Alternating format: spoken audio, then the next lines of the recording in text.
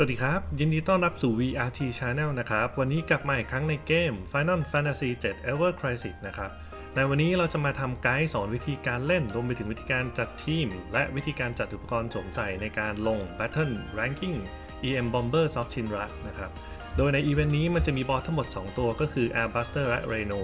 แต่ในคลิปนี้เราจะมาสอนวิธีการเล่นในการต่อสู้กับตัว Airbuster เป็นหลักนะครับโดยทีมที่ผมเลือกใช้ก็คือTifa, Barret และ Yuffie นะครับตัว Battle Effect ที่ผมเลือกก็คือ State Level 200 ได้โบนัสรวมทั้งหมด 900% นะครับก็คือเลือกตัว Setup State Level เนี่ย Max ทั้งหมดเลยนะครับโดยที่ผมเลือกใช้ Tifa เพราะว่ามันมีเอฟเฟกต์ตัวหนึ่งที่มันจะทำให้เราโจมตี P Attack นะครับลดลง 60% เลยนะครับมันเลยทำให้เราไม่สามารถใช้การโจมตีสายฟ้าที่เป็นกายภาพของแซกได้นะครับการโจมตีธาตุสายฟ้าที่เป็นเมจิกของทีฟ้าก็จะเหมาะกว่าในด่านนี้นะครับโอเคอันนั้นก็คือสาเหตุว่าทำไมผมเลือกใช้เป็นทีฟ้านะครับโอเคอย่างแรกเรามาดูกันในตัวทีฟ้านะครับทีฟ้าต้องใส่อุปกรณ์อะไรบ้างเริ่มต้นเลยก็คือตัวชุดนะครับก็แน่นอนต้องเป็นคิรินสูตรนะครับที่บวกตัว Boost Ability Magic Ability Potency 10 แต้มนะครับแล้วก็บวกตัว Lightning Arcanum หรือ Lightning Ability Damage 35% นะครับต่อมาอาวุธหลักนะครับหรือว่า Main Hand ก็จะใช้เป็น Kirin Glove นะครับซึ่งสามารถทำการโจมตี 940% Magic ธาตุสายฟ้าได้นะครับนอกจากนี้เนี่ยมันยังสามารถเพิ่ม MATK ให้กับตัวทีฟ้าเองได้นะครับเป็น Mid Tier ถ้าเลือดของทีฟ้ามีตั้งแต่ 50% ขึ้นไปนะครับในส่วนของ R Ability ก็จะมีตัว Boost MATK 31 แต้มแล้วก็ Boost ตัว Lightning Potency 39 แต้มในส่วนของ Off Hand นะครับผมเลือกใช้เป็น Power Soul เนื่องจากมันสามารถ Boost ตัว Magic Ability Potency ได้ 39 แต้มนะครับหลักๆก็คือจะเน้น Damage เลยนะครับสำหรับตัวทีฟ้าในส่วนของตัว Summon ก็แน่นอนต้องใช้เป็น Judgment Mode ของ Ramu นะครับเป็น Summon สายฟ้าที่แรงสุดณตอนนี้นะครับต่อมาในส่วน Materia นะครับก็จะ Materia เนี่ยก็ไม่มีอะไรมากนะครับจะเน้นเป็นเพิ่ม MATK อย่างเดียวเลยนะครับของทีฟ้านะครับเป็น MATK เปอร์เซ็นต์เป็นหลักนะครับโอเคเพื่อทำให้ทีฟ้าสามารถทำ damage ได้เยอะที่สุดนะครับในส่วนของ Sub Equip นะครับก็จะเน้น Sub Equip ที่เพิ่มการโจมตีของ Magic การโจมตีของ Attack การโจมตีของธาตุสายฟ้านะครับอันแรกคือ Thunderbird นะครับอันนี้สำคัญมากเพราะว่ามันสามารถ boost MATK ได้ถึง 62 แต้มนะครับจะไปชดเชยตัว MATK ของตัว Killing Glove ที่มันบวกน้อยได้นะครับมันทำให้เราสามารถใช้แค่ตัว Killing Glove แล้วก็ Thunderbird เนี่ยแค่2ชิ้นเนี่ยก็สามารถทำให้ MATK ของทีฟ้าตันที่เลเวล 7 ได้แล้วนะครับต่อมาก็คือตัว Boost Lightning Potency นะครับอันนี้ก็ยังบวกเพิ่มอีก 39 แต้มอันต่อมาก็คือตัว Ivy Cola นะครับอันเนี้ยพอเรา Boost ตัว MATK เต็มแล้วนะครับเราก็พยายามไป Boost ที่ค่าอื่นๆนะครับซึ่งอันนี้ผมก็ใช้ Ivy Cola ซึ่งมัน Boost ตัว ATK ได้ถึง 62 หน่วยนะครับซึ่งเป็นหนึ่งในไอเทมที่ Boost ตัว ATK ได้เยอะสุดในเกมนะครับนอกจากนี้มันยัง Boost ตัว Ability Potency ได้อีก 39 แต้มอันสุดท้ายนะครับผมก็เลือกใช้เป็น Crystal Megaphone นะครับก็ยังต่อเนื่องกับการ Boost ตัว ATK เพิ่มเติมนะครับแล้วก็ Boost ตัว Magic Ability Potency อีก 39 นะครับโดยรวมแล้วตัว R Ability ของเราก็ค่อนข้างว่าสมดุลนะครับสามารถ Boost ตัว MATK ได้อยู่ที่ Level 7 นะครับก็คือเต็มแล้วก็ Boost ตัว ATK อยู่ที่ Level 6 นะครับ Boost ตัว Lightning Potency อยู่ที่ Level 7 หรือว่า 85% นะครับแล้วก็มี Boost ตัวLightning Arcanum นะครับแล้วก็ Boost ตัว Ability Potency นะครับอยู่ที่ Level 3 ที่ผมเลือกใช้ Boost ตัว Ability Potency แทรกเข้ามาด้วยเนี่ยเพราะว่า Ability Potency เนี่ยมันสามารถเพิ่ม Damage ทั้งการโจมตีที่เป็นเวทและการโจมตีที่เป็นกายภาพได้นะครับซึ่งมันจะทำให้เวลาเราใช้ Summon Ramu เนี่ยมันจะมี Damage แรงขึ้นอีกนิดนึงนะครับเนื่องจากถ้า Summon เนี่ยมันจะคำนวณจากทั้งการโจมตีกายภาพและการโจมตีเวทนะครับส่วนอันสุดท้ายก็คือเป็น Boost Magic Ability Potency อันนี้ก็บวกอยู่ที่ Level 6 นะครับ 70% โดยรวมแล้วตัว R Ability ก็ถือว่าสมดุลนะครับมีการบวกหลายๆค่าเป็น Level 6 Level 7 นะครับก็ประมาณนี้เลยโอเคครับต่อมาก็ในสแตทของทีฟ้านะครับจากอุปกรณ์สวมใส่ทั้งหมดนะครับก็ทำให้ทีฟ้ามี MATK อยู่ที่ 7,400 นะครับถึงแม้ว่าตัว P Defense เนี่ยจะอยู่แค่ 112 นะครับทำให้ทีฟ้าอาจจะโดนโจมตีแรงนิดนึงนะครับแต่ว่าหลักๆแล้วเนี่ยโรของทีฟ้าก็คือเป็นตัวDamage หลักนะครับเราก็ต้องพยายามทำให้ทีฟ้าเนี่ยโจมตีแรงที่สุดไว้ก่อนนะครับ ต่อมาในส่วนของ Barret นะครับ Barret เนี่ยชุดที่ผมเลือกใช้ก็คือเป็น Electro Armor นะครับที่มี ability เป็น Boost HP อยู่10แต้มแล้วก็มี Indomitable Soul นะครับหรือว่าสกิลที่สามารถเพิ่ม Physical กับ Magical Defense ให้ Barret ได้ 20% นะครับอันต่อมาก็คืออาวุธหลักก็ใช้เป็น Electro Cannon นะครับซึ่งสามารถทำการโจมตี 540% Magic ธาตุสายฟ้าได้นะครับแล้วก็รวมไปถึงมันยังทำการโจมตีทุก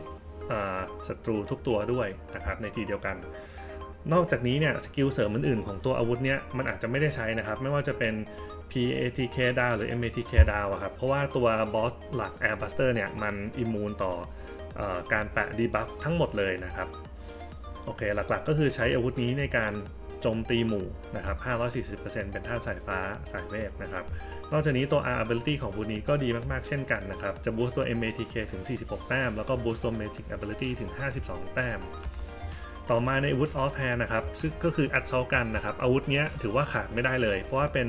อาวุธอันเดียวในเกมนะครับที่สามารถเพิ่ม P defense เป็น high ให้กับทุกคนในทีมได้ในการกดใช้สกิลแค่ครั้งเดียวนะครับมันอาจจะมีอาวุธอื่นๆที่สามารถเพิ่มเป็น high ได้แต่ว่ามันต้องใช้2ครั้งนะครับแต่อันเนี้ย Assault Gun เนี่ยกดแค่ครั้งเดียวได้ P defense high ทั้ง3ตัวในทีมเลยนะครับโอเคในส่วนของ R ability เนี่ยเราอาจจะไม่ได้ใช้ในส่วนนี้เท่าไหร่นะครับแต่ว่าหลักๆเราต้องการสกิลจากตัว Assault Gun นะครับในส่วนของตัว Limit Break ผมก็ใช้เป็น Satellite Beam นะครับอันเนี้ยก็ไม่ได้จำเป็นมากนักนะครับผมเลือกใช้ตัว Limit Break ที่มันมี Charge Speed ที่เร็วนะครับแล้วก็ทำ Damage เพิ่มเติมมาได้ด้วยนะครับซึ่ง Damage อันเนี้ยก็ถือว่าพอใช้ได้นะครับโจมตี 880% แล้วก็เลือดของตัว Barret นะครับจังหวะที่เราจะใช้ Limit Break เนี่ยมันจะน้อยกว่า 80% ทำให้ Damage ตัวเนี้ยแรงขึ้นอีก 2.5 เท่านะครับในส่วนของตัว Materia นะครับในส่วนของ Materia ของ Barret เนี่ยอาจจะมีความซับซ้อนมากกว่าของ T-Far นิดนึงนะครับเนื่องจากเนี่ยเราอาจจะต้องเน้นทั้ง2ค่าระหว่าง P Defense แล้วก็ M Attack นะครับให้เลือก Materia ที่มีทั้ง2ค่านี้ไปด้วยกันนะครับเพราะว่าตัวของ Barret เองเนี่ยถึงแม้ว่าจะไม่ได้ทำดาเมจเป็นดาเมจหลักเหมือน T-Far แต่เราก็ต้องการดาเมจจากตัว Barret ด้วยนะครับเพราะว่าตัว Electro Cannon เนี่ยก็สามารถทำดาเมจได้แรงประมาณนึงนะครับเพราะฉะนั้นเราอาจจะต้องมี Materia ที่สามารถเพิ่มทั้งตัว M Attack แล้วก็เพิ่มทั้งตัว P Defense ได้ด้วยนะครับเพื่อลดดาเมจที่เราจะได้จากบอสนะครับเพื่อเป็นการเพิ่มคะแนนให้กับทีมของเรานะครับก็สังเกตได้ว่า Material ลูกอื่นๆผมก็จะเน้นไปที่ตัว P Defense นะครับอย่างอันนี้ก็ P Defense 15นะครับ MATK เปอร์เซ็นต์อาจจะน้อยหน่อยลูกนี้ก็ P Defense อยู่ที่18นะครับ MATK ก็อยู่ที่ 1.7 นะครับโดยรวมแล้วเนี่ยผมก็จะทำให้ MATK ของตัว Barret อยู่ที่ประมาณ 6,000 บวกถึงประมาณ 6,300 นะครับประมาณนี้ก็จะทำให้เราสามารถฆ่าบอสได้ถือว่าเร็วอยู่นะครับแล้วก็ถ้าเราสามารถดัน MATK ได้ไปเยอะกว่านี้เราก็อาจจะลด MATK ลงแล้วก็มาเพิ่มในส่วนของตัว P Defense แทนนะครับโอเคต่อมาในส่วนของ Sub Equip นะครับผมก็เลือกใช้เป็น Protector Blade นะครับอันแรกเพื่อเพิ่มตัว MATK ให้กับตัว T-Far นะครับรวมถึงตัว Barret เองด้วยนะครับนอกจากนี้มันก็ยังเพิ่มตัว Magic Ability ให้ตัว Barret ด้วยเพราะ Barret ก็อย่างที่บอกว่าเป็นตัว Sub DPS หรือตัว Damage รองนะครับก็ต้องมี Damage ด้วยเหมือนกันอันที่2ก็คือจะเป็น CC Alloy ของSephiroth นะครับซึ่งอันเนี้ยก็จะ boost R ability คือ MATK 29 แต้มแล้วก็ Lightning Potency ถึง52แต้มนะครับอันนี้คือสาเหตุว่าทำไมผมอัพเป็น level 110นะครับเพราะผมต้องการ boost ตัว Lightning Potency เนี่ยที่52แต้มอันสุดท้ายก็คือตัว Shock Buster นะครับเป็นอาวุธเดียวในเกมที่มี R ability เป็น boost ATK แล้วก็ boost Lightning Potency นะครับ43แต้มกับ39แต้ม